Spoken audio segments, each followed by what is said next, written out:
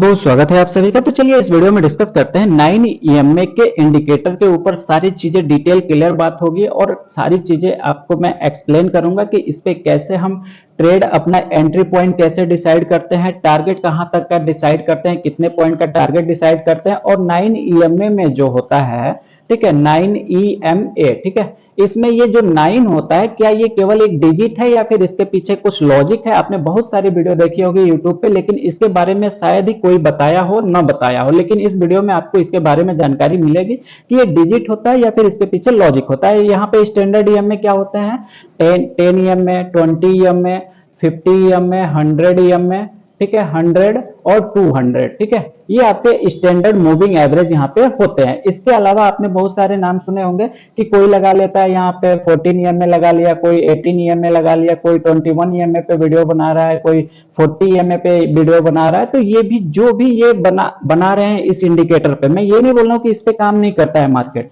इस पे भी काम करता है, लेकिन इस नंबर के पीछे एक लॉजिक होता है कि ये नंबर के मूविंग एवरेज जो है वो किस दिन काम आएंगे, ठीक है। ये पर्टिकुलर एक डे के दिन काम आते हैं, एक डे में, यानी कि सेम डे में। आज आपको दिख रहा है कि ये 13 तारीख से मार्केट चल रहा है, अभी ये करंट मार्केट लाइव मार्केट चल रहा है। लाइव मार्केट में मैं वीडियो बना रहा हूं और आपको यहाँ पे एक कंप्लीट एनालिसिस भी दिखाऊंगा कि किस तरीके से लाइव मार्केट में काम करना चाहिए, ठीक है, क्योंकि हम लाइव मार्केट में ट्रेड करते हैं और जो भी वीडियो आपने देखी होगी वो ऑफलाइन मार्केट में देखा होगा, ठीक है। तो लाइव मार्केट में कंफ्यूजन होता है, इसलिए मैं लाइव मार्केट में बना रहा हूं कि ताकि आपको कंफ्यूजन ना हो। तो ये जो नंबर है ना, स्टैंडर्ड नंबर को छोड़ के बाकी जो भी मूविंग एवरेज होते हैं वो पर्टिकुलर एक दिन के लिए होते हैं। यानी कि आज 13 तारीख के दिन अगर डिसाइड किया कि 14 ईएमए पे काम करना है, तो ये केवल आज के दिन 13 तारीख पे ही काम करेगा। अगर कल आपको 14 तारीख को अगर ट्रेड लेना है तो फिर से आपको फॉर्मूला लगा के एक ईएमए आपको जनरेट करना पड़ेगा, ठीक है। तो वही मैं आपको यहाँ पे समझाने की कोशिश कर रहा हूँ कि यहाँ पे जो 9 ईएमए है, हमारा स्टैंडर्ड जो 9 ईएमए है,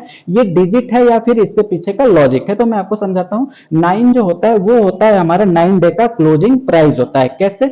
अब मैं यहाँ पे आपको दिखाता हूँ। जैसे यहाँ पे मार्केट ओपन हुआ 9:15 पे, उसके बाद से यहाँ पे साइडवेज हो गया, ठीक। यहाँ से जब निकलना चालू किया तो हमने डिसाइड किया कि अगर यहाँ से निकलता है, जैसे हमने क्या किया, एक यहाँ पे ट्रेंड लाइन ड्रॉ कर लिया, ठीक है। ये ट्रेंड लाइन यहाँ पे ड्रॉ कर लिया कि अगर इस ट्रेंड लाइन के ऊपर निकला तो हम यहाँ पे कॉल के साइड में ट्रेड डालेंगे, ठीक है, अपने सेटअप के अकॉर्डिंग। अभी मैं केवल आपको वो 9 नंबर का आपको एग्जाम डिटेल बता रहा हूँ, ठीक है। एंट्री कैसे लेते हैं वो भी मैं आपको बताऊंगा। तो हमने डिसाइड कर लिया कि यहाँ पे कॉल लेना है, तो इसका यहाँ पे ब्रेकआउट हुआ, हमें कॉल डिसाइड करना, तो हमने स्ट्राइक प्राइस सिलेक्ट किया 19,950 का। चलिए मैं आपको दिखाता हूँ। ये हमने क्या किया, 14 सितंबर जो अभी करंट की एक्सपायरी है, इसी की एक्सपायरी का हमने 19,950 का कॉल यहाँ पे सिलेक्ट कर लिया, स्ट्राइक प्राइस, उसका चार्ट मैंने यहाँ पे लगा लिया। अभी मैंने आपको, अभी हम किस पे बात करने वाले हैं, 9 ईएमए पे, ठीक है। तो 9 ईएमए का मतलब कि 9 डे क्लोजिंग का एवरेज प्राइस हमको चाहिए। तो 9 डे का एवरेज का मतलब कि ये तो हमारे लिए किसी काम का नहीं है, क्योंकि अभी ये चल रहा है। क्लोजिंग किस में आई है, 1 दिन, 2 दिन, 3 दिन, 4 दिन, 5 दिन, 6 दिन, 7 दिन, 8 दिन और 9 दिन, ठीक है। तो इन सारे का हम एवरेज निकालेंगे। मतलब कि यहाँ पे अगर देखेंगे इस दिन का, तो इस दिन की क्लोजिंग जो आ रही है वो आई है 82 रुपए का, और ये जो क्लोजिंग आ रही है ये आ रही है 8 रुपए का, ठीक है। कंटिन्यू 8 रुपए पे 1, 2, 3, 4, 5 दिन, ठीक है। हम यहाँ पे एवरेज निकालते हैं। पहला हमारा आया 82 रुपए का और 8 रुपए पे कंटिन्यू 5 दिन, 1, 2, 3, 4 और ये हमारा 5, ठीक है। उसके बाद से जो हमारा कितने दिन हो गए, 1, 2, 3, 4, 5, 6 दिन हो गए। इसके बाद से ये जो इसकी क्लोजिंग आई है 35 रुपए पे, इसकी क्लोजिंग आई है 112 और इसकी क्लोजिंग आई है 93 पे, ठीक है। इसकी क्लोजिंग आई है 35, यहाँ पे हम 35 कर लेते हैं। इसकी क्लोजिंग आई है 112 पे, 112 की हम क्लोजिंग ले लिए। इसकी क्लोजिंग आई है 93 पे, ठीक है, 93 पे। ये हमने क्या किया, 9 डे का क्लोजिंग प्राइस यहाँ पे निकाल लिया, ठीक है। अब इसमें क्या करते हैं, इन सारे को हम यहाँ पे ऐड कर लेंगे, सभी को हम यहाँ पे ऐड कर लेंगे, तो अप्रोक्सीमेटली हमारा 370 475 के आसपास निकल के आएगा। मैं राउंड लेवल में यहाँ पे ले लिया, ठीक है। अब यहाँ पे क्या करना होता है कि अगर हमने 9 ईएमए डिसाइड किया हुआ है, 9 डे का मूविंग एवरेज निकाला है, 9 ईएमए का क्लोजिंग प्राइस निकाला है, तो 9 ईएमए से हम यहाँ पे इसको डिवाइड करते हैं, ठीक है। जब यहाँ पे 9 ईएमए से डिवाइड करेंगे तो अप्रोक्सीमेटली आपका जो निकल के आएगा वो निकल के आएगा 41.55 का, ठीक है, 41.55 का।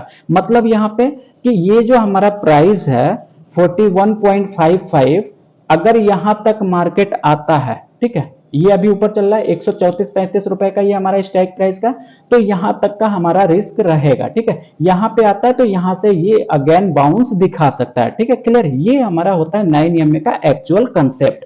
अगर इसके नीचे आया 41.55 रुपीस के नीचे, यानी कि स्ट्राइक प्राइस के सॉरी ये प्रीमियम के स्ट्राइक प्राइस के नीचे, तो यहां से ये फिर कभी भी ऊपर नहीं जाएगा।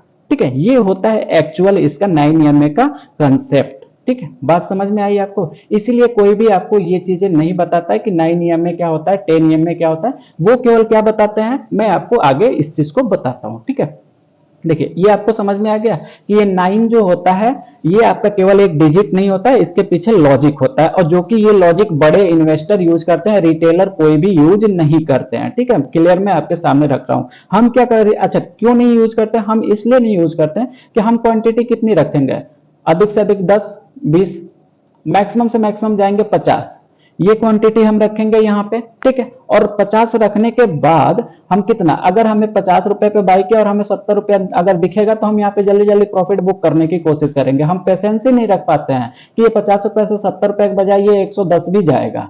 ठीक है, मैं आपको बताऊंगा कैसे यहाँ पे और कहां तक का हमें टारगेट लेना चाहिए। ठीक है, क्लियर। ये आपको यहां चीज कंप्लीट होगी कि ये जो 9 जो होता है, 9 10 20 50 100 200, ये केवल एक डिजिट नहीं होता है, इसके पीछे लॉजिक होता है। मैंने आपको अभी निकाल के दिखाया। अब हमारी बारी आती है एंट्री पॉइंट की। लॉजिक तो हमने समझ लिया, लॉजिक से तो हमारा पैसा बनेगा नहीं मार्केट में, हमारा पैसा बनेगा एंट्री से। एंट्री हमें कैसे डिसाइड करनी होती है, तो देखिए एंट्री का हमारा जो होता है कंसेप्ट, वो होता है क्रॉसओवर का।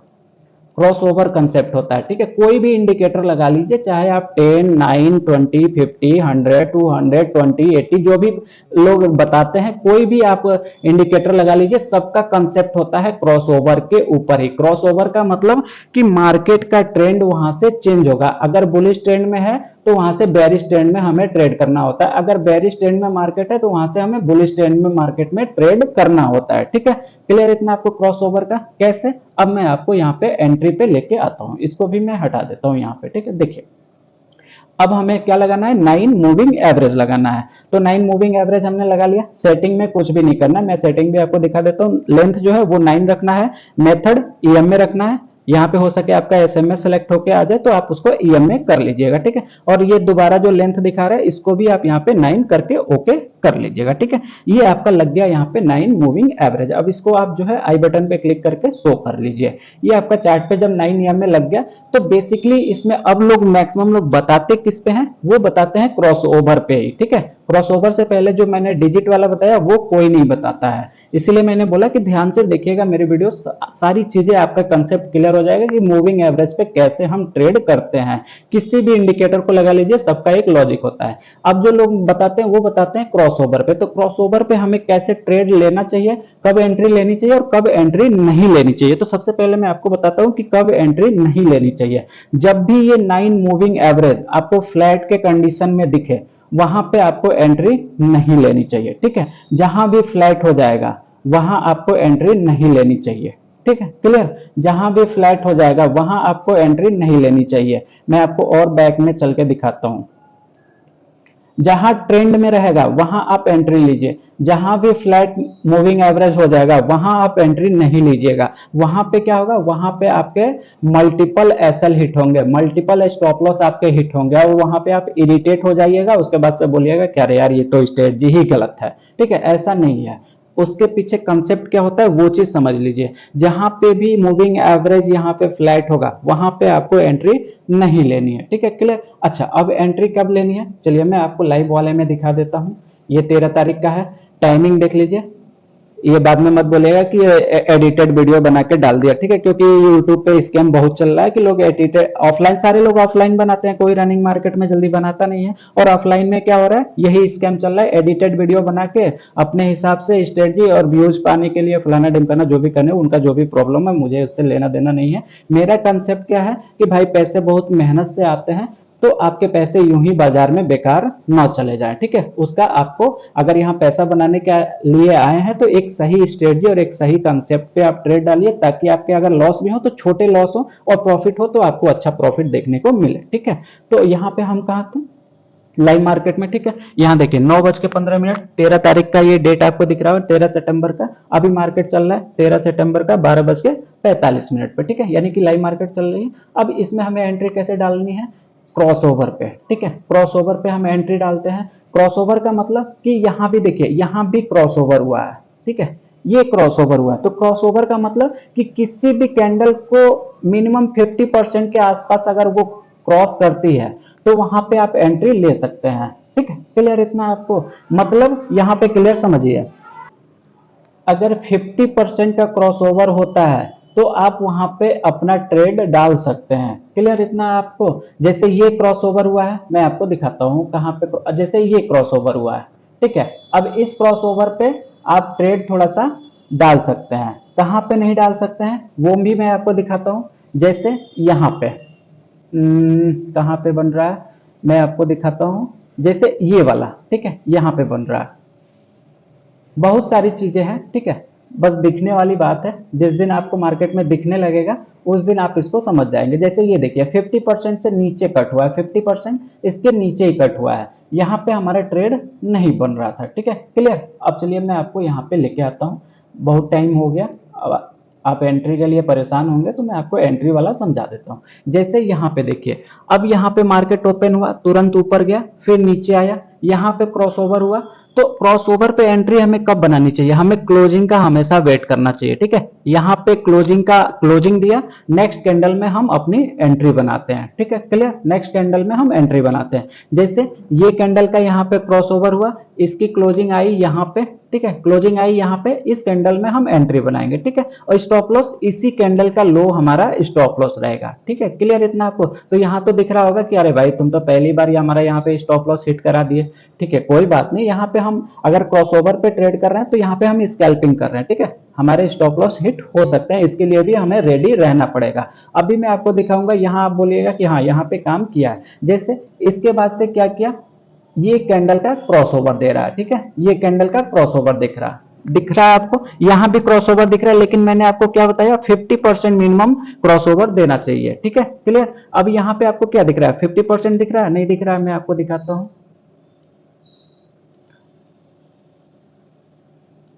ठीक है। अब शायद आपको दिखेगा, इस कैंडल का ये 50% हुआ, क्रॉसओवर कहां दिया, नीचे साइड में क्रॉसओवर दिया, तो यहां तो हमारी एंट्री बनी नहीं।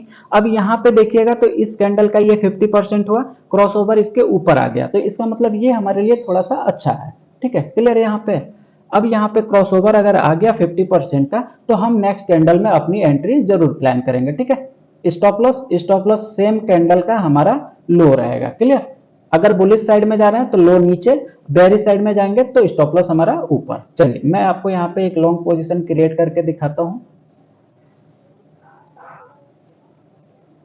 देखिए ये हमारी हो गई लॉन्ग पोजीशन, हमारी एंट्री कहाँ बन रही है, यहाँ पे बन रही है, ठीक है। स्टॉप लॉस कहाँ बन रहा है, यहाँ पे हमारा स्टॉप लॉस बन रहा है, मैं इसको इधर कर देता हूँ, ठीक है। ये हमारी एंट्री बन रही है और ये हमारा स्टॉप लॉस, और हम टारगेट जो लेके चलेंगे वो मिनिमम हम 1:2 का रेशियो का टारगेट हम यहाँ पे लेके चलेंगे, ठीक है। फाइनली आपको दिख रहा है कि आपको टारगेट मिला, आपका एसएल हिट नहीं हुआ, इनफैक्ट यहाँ से मार्केट ऊपर ही है, ठीक है। क्लियर इतना आपको, तो मैंने आपको एक और चीज समझाया था स्टार्टिंग में कि जो 9 डिजिट हमको दिखता है वो हमें क्या बताता है, वो एक लॉजिक बताता है। मतलब कि आपने जो 19,950 का स्ट्राइक प्राइस सिलेक्ट किया है, अगर जब तक उसके ऊपर है आप ट्रेड में बने रह सकते हैं, ठीक है।